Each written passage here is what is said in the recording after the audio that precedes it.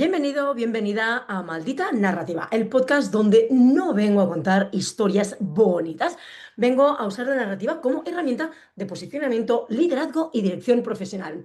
Así que hoy no voy a hablar de marketing. De hecho, no sé si sabes que hace ya bastante tiempo que no hablo de marketing. Lo uso cada día, lógicamente, pero ya no hablo de marketing.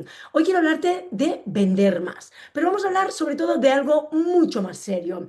Cómo tu narrativa estratégica es parte de tu marca personal, va intrínseca en ese ADN de la marca personal, de cómo estás construyendo y, seamos honestos, saboteando la percepción que otros tienen de ti. Porque cada vez comunicas, aunque no publiques, aunque no salgas en redes sociales, aunque estés en silencio día tras día tras día. El silencio, déjame decirte y contarte que también cuenta una historia. Así que hoy voy a hacer tres cosas. Uno, cerrar narrativamente este mes de enero.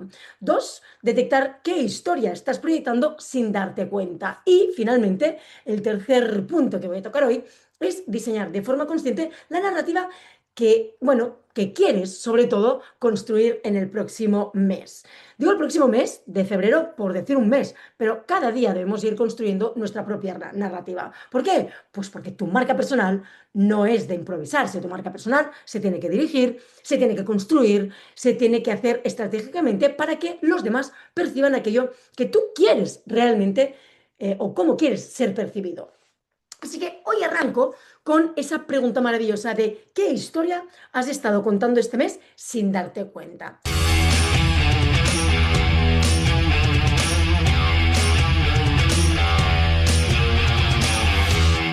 Aquí viene la parte más incómoda. A mí me encanta formular preguntas incómodas a las que yo llamo preguntas jodidas, pero seamos honestos también, son necesarias, porque la mayoría de profesionales creen que su storytelling es su biografía, sus posts, sus conferencias, pero error. Siento decirte que esto no es solo tu storytelling, y digo solo porque obviamente es parte de tu storytelling, pero tu storytelling real es el patrón que se repite en tu comunicación, en tus decisiones y sobre todo en tu presencia.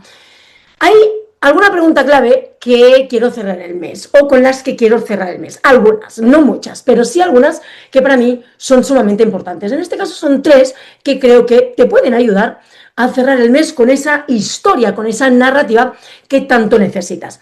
La primera es, ¿desde qué rol te has estado mostrando? ¿Como experta o como experto? ¿Como aprendiz eterna? ¿Como alguien que observa desde la grada? ¿Como alguien que pide permiso para existir profesionalmente?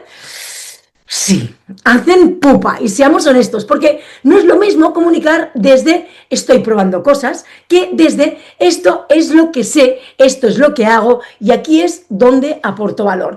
Esta es la gran diferencia, lo repito, no es lo mismo hacerte la pregunta o comunicar desde un estoy probando cosas que desde esto es lo que sé, esto es lo que hago bien y encima se me da bien y aquí es donde aporto valor. De hecho, déjame contarte una anécdota que experimenté ayer precisamente. Hoy es 30 de enero. Ayer estaba dando una formación para unas 40 personas que se dedican al breathwork, a cómo mejorar tu respiración para sanar, en fin. Estaba hablando de, pues la parte de oratoria, de cómo comunicar en público, de cómo hablar en público, de la comunicación verbal, la comunicación paraverbal y la comunicación corporal. Hablaba también de el poder de las historias, pero sobre todo no el storytelling como ahora mismo se está contando y que se ha prostituido. Porque ahora estamos hablando demasiado de storytelling como si esto fuera, bueno, no sé, la gallineta de los huevos de oro. Por eso he dejado de hablar tanto de storytelling enfocado al marketing y hablo mucho más de storytelling estratégico, storytelling desde la marca personal, storytelling basado en la estructura narrativa y sobre todo la arquitectura del relato. ¿Por qué cuento esto? Porque ayer yo les decía, es que yo sé que soy buena comunicando y muchos de vosotros, si me escucháis, diréis, será arrogante la tipa esta. No se trata de arrogancia, se trata de, joder, tengo 49 años, me ha costado más de 40 años saber que era buena en algo y sobre todo me ha costado 45 años, llevo 4 años comunicando, expresando, diciendo que soy buena comunicando. Soy nefasta en otras cosas, soy nefasta en concentración, por ejemplo, a mí me cuesta muchísimo, como tengo TDAH, como tengo otras historias, pero a mí me cuesta muchísimo concentrarme. Por lo tanto, me disperso con el vuelo de una mosca. Soy nefasta también en educación financiera. Cierto es que tengo que decir que, bueno, pues porque no me he formado. Estoy convencida de que si empiezo a formarme, a leer mucho más, ya no seré tan nefasta, ¿no? Y digo nefasta con el cariño más absoluto que me tengo a mí misma, que me he trabajado mucho la autoestima. Pero sé en lo que soy buena y en lo que no soy buena. Por eso hago este inciso, ¿no? esta pequeña anécdota. Y yo les decía ayer, es que sé que soy buena con esto.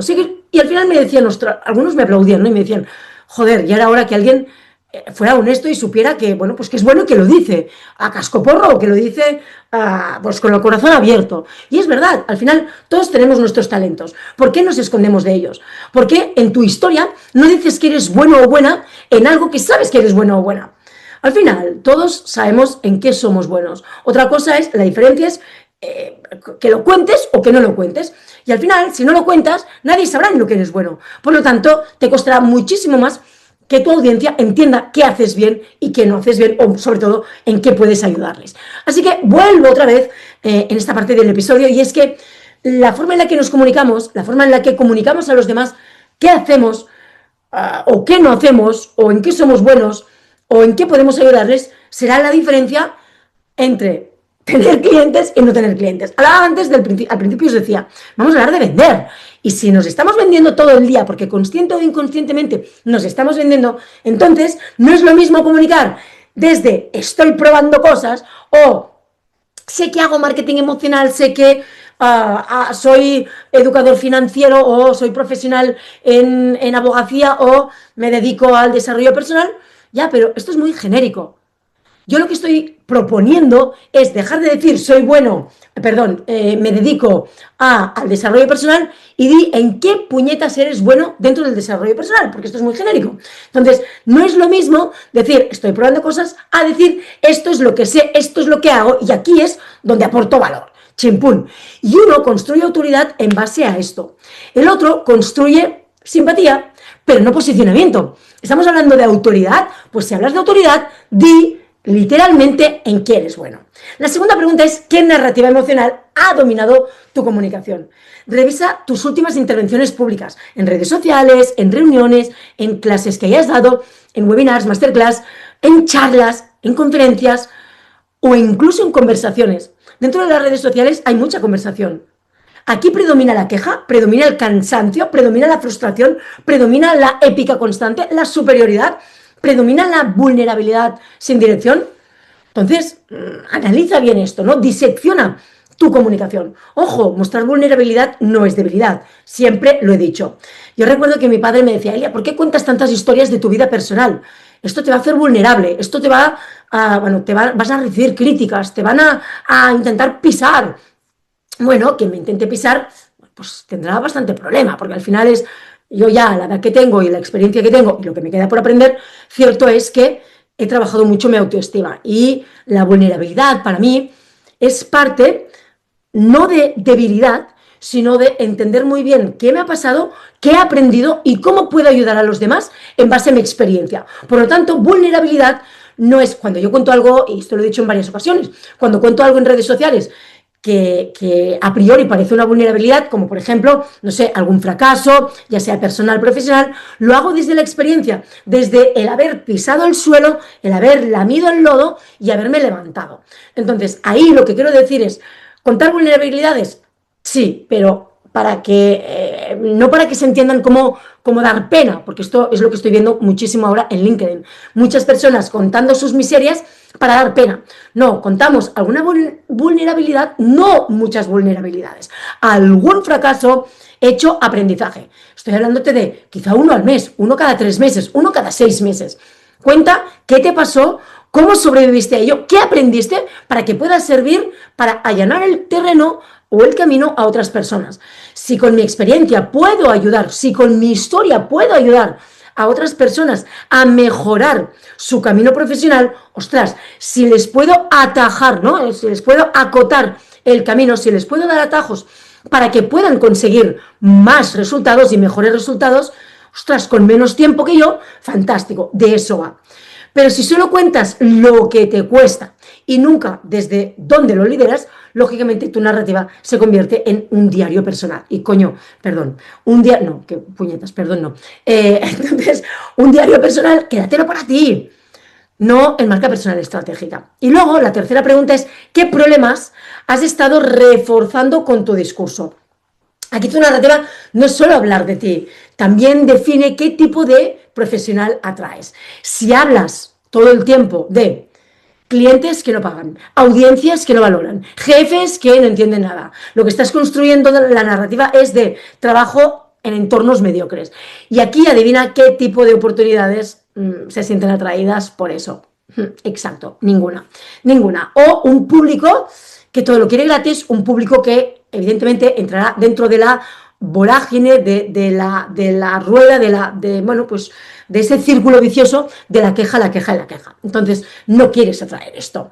Por eso digo que qué tipo de profesional estás atrayendo o qué tipo de profesional quieres atraer. Así que vamos en esa parte, yo creo que ha quedado bastante claro estas tres preguntas y cómo tenemos que abordarlas y luego los ajustes estratégicos para tu storytelling del próximo mes. Aquí es donde dejamos de improvisar y empezamos a dirigir. Tu narrativa estratégica debe responder a tres cosas. En primer lugar, ¿en qué quieres ser referente? En segundo lugar, ¿qué rol narrativo vas a ocupar? Y en tercer lugar, ¿qué mensajes vas a repetir hasta que se asocie contigo? De hecho, esto es muy bueno porque este episodio me lo podría estar leyendo yo constantemente, porque estoy en esa época de transición desde finales del año pasado, donde yo ya he dejado de trabajar directamente para emprendedores neonatos, ¿no? De estos que acabáis de empezar, pero eso no significa que no comparta contenido para vosotros si me estáis escuchando. Mi podcast también es para vosotros. Mis contenidos en redes sociales también son para vosotros. Pero yo ya no trabajo en las mentorías, en las consultorías, en las asesorías, ya no trabajo para emprendedores recién nacidos, ¿no? Con todo mi respeto y cariño, evidentemente, porque yo también lo he sido. Pero mi rol ahora mismo está dirigido, mi experiencia está dirigida a otro perfil, a un perfil más de marca personal consolidada, de emprendedor empresario, de directivos, ¿sí? Entonces, ¿en qué quieres ser referente? Volvemos a esa pregunta. No qué te gusta, no de qué sabes un poco, en qué quieres que te asocien mentalmente cuando no estás en la sala. ¿Cuál es aquella historia que están contando de ti mientras tú no estás presente? Por ejemplo, no es lo mismo que digan, ella comunica bien, ¿no? A que digan, ella ayuda a líderes a tomar decisiones difíciles a través de la narrativa. Y de hecho, esto es lo que hago. Hablo de la arquitectura del relato, hablo de la narrativa para el liderazgo. Entonces, eso es narrativa estratégica y eso es territorio, eso es estrategia, eso es hablar con propiedad. Este mes elige un eje claro que quieras reforzar. Esta es mi recomendación en esta pregunta. No 1, 2, 3, 4, 7. 1, no 14, no 20. De verdad, al final es simplificar la comunicación para que te proyecten, ¿no? Y para que tú proyectes, evidentemente, pero para que te proyecten y te relacionen con esa autoría que tendrás tú en ese eje claro. La segunda pregunta es, ¿qué rol narrativo vas a ocupar? Y en storytelling estratégico, para marca personal sobre todo, hay varios roles posibles. La exploradora, aquí prueba, experimenta, comparte proceso. La arquitecta, ¿sí? La estructura, ordena, da método, o sea, es muy, muy cuadriculada. La mentora, acompaña, guía y eleva. Y la voz crítica, aquí es la que cuestiona, la que incomoda, la que señala lo que tiene que decir esa audiencia o la que señala lo que nadie dice y ella es osada y se atreve a decir. Hablo en femenino, pero también puede ser en masculino, ¿eh? Al final los géneros, ya sabéis que estamos en una era un poco convulsa de todo el tema de los géneros. Entonces aquí hay 4, la exploradora, la arquitecta, la mentora y la voz crítica. Elia, te preguntarás, ¿podemos ser todos? Bueno, en cada uno de los momentos podemos ser un poco de cada, pero sobre todo intenta enfocarte en una o dos de esas o en uno o dos de esos roles, ¿de acuerdo? Porque el problema, la verdad es que no es cambiar de rol. El problema es, sobre todo, no saber desde cuál estás hablando, desde cuál estás comunicando, desde cuál te quieres enfocar. Este mes, yo lo que haría sería decidir conscientemente, voy a reforzar mi narrativa como mentora, como voz crítica, como arquitecta, como exploradora, ¿de acuerdo? Así que mi pregunta aquí va un poco de la mano de que dejes, sobre todo, que tus contenidos, tus intervenciones y tus decisiones reflejen ese rol. La tercera pregunta es qué mensajes vas a repetir hasta que se asocien contigo. Y esto es súper importante. La marca personal no se construye por variedad, se construye sobre todo por consistencia y coherencia narrativa. Si cada semana dices algo distinto, la gente te ve, al final te ve recordar, pero no, es que no te recuerda. Al final es como, no sé, saben que estás hablando de cosas, pero no te recuerdan por algo concreto. Mi recomendación es que definas 2 o 3 ideas, sobre todo 2 ideas fuerza, que vas a repetir durante el mes desde ángulos distintos. Por ejemplo, la comunicación no es lo que dices, es la percepción que generas. Tu narrativa profesional te precede antes de que hables. Y el liderazgo sin relato no se sostiene, no se mantiene. Eso, repetido con matices, con reiteradas veces, construye posicionamiento. Lo otro, básicamente, lo que hace es construir ruido. Así que hoy te recomiendo algunas acciones concretas para hacer hoy mismo, en este mismo momento que me estés escuchando. Así que vamos a bajarlo a tierra, nada de inspiración sin ejecución, ¿de acuerdo? 1. Haz auditoría narrativa de tu último mes. Esto es súper importante. Revisa tus últimos contenidos, tus intervenciones públicas, tus conversaciones profesionales clave. Y hazte esta pregunta. Si alguien solo me hubiera visto este mes de enero, bueno, los que me escuchéis en marzo, hacedlo de febrero. Los que me escuchéis en diciembre, hacedlo de noviembre, ¿de acuerdo? Pero para que se entienda un poquito. Si alguien solo me hubiera visto o escuchado este mes, ¿qué historia pensaría que define mi perfil profesional? Y sé brutalmente honesta y honesto contigo mismo, contigo misma, ¿de acuerdo? En segundo lugar, escribe tu intención narrativa para el próximo mes. No un objetivo de facturación, no un objetivo de seguidores, que también lo puedes hacer, pero esto va un poco en paralelo. Una intención narrativa. Por ejemplo, este mes quiero consolidar mi posicionamiento como experta o experto en X. Este mes quiero dejar de comunicar desde la duda y hacerlo desde la dirección. O este mes quiero que mi discurso refleje liderazgo y no solo conocimiento. Esto cambia cómo hablas. Esto cambia, vamos, brutalmente tu enfoque y sobre todo cómo te perciben. Lo que compartes y sobre todo qué aceptas profesionalmente. Luego, otro punto que yo creo que te puede venir muy bien es definir tus 3 mensajes estratégicos del mes. Escribe esos 3 mensajes tal cual. De verdad, o sea, escríbelos tal cual. Tienen que ser tu brújula. Esos van a ser tu brújula del próximo mes. Si un contenido no refuerza alguno de ellos, probablemente es relleno, es paja. Es, bueno, pues algo que lo estás metiendo por meter. La cuarta recomendación, elimina un hábito narrativo que te empequeñece. Elia, ¿qué significa esto? Vale, todos lo tenemos. Pedir perdón por opinar, justificar demasiado, disfrazar tus experiencias para no incomodar o hacerte la pequeña para resultar simpática. De verdad, estamos ya a un nivel, estamos en un momento vital de nuestra vida que esto ya no nos hace crecer. Este mes, elimina uno. Yo he puesto 4 de ejemplo, seguro que tienes otros que no he mencionado o no tienes estos que yo he mencionado, pero tendrás otros. Entonces, de todos los que tengas, sean 2, 3, 4, 10, elimina uno por mes, de verdad. Tu narrativa crece cuando dejas de pedir permiso para ocupar espacio dentro del mercado. Tatúate esta frase personal mía. Tu narrativa crece cuando dejas de pedir permiso para ocupar espacio dentro del mercado. Así que tu storytelling estratégico no es lo que cuentas, es cómo lo cuentas y sobre todo es la historia que otros pueden repetir sobre ti cuando tú no estás presente, cuando tú ya no estás compartiendo, cuando ya no te están viendo.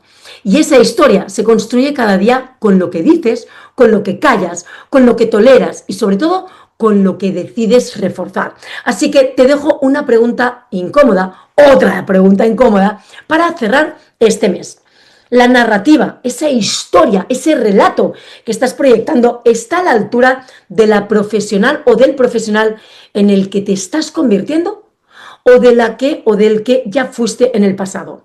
Piénsalo, escríbelo y sobre todo dirígelo. En serio, no hace falta que lo hagas hoy si no te sientes cómodo o cómoda. pero no lo dejes, no lo procrastines, no lo dejes para dentro de un mes, hazlo mañana si es necesario, hoy o mañana, pero no lo dejes para la semana que viene, de verdad, porque entonces ya no lo vas a hacer. Nos escuchamos en el próximo episodio de Maldita Narrativa. Gracias infinitas por estar ahí y espero que os haya resultado interesante, útil y de valor. Y ya sabes, si te ha resultado de valor para otra persona, compártelo. No te lo quedes solo para ti. Nos escuchamos la semana que viene. Un besito a todos. ¡Mua!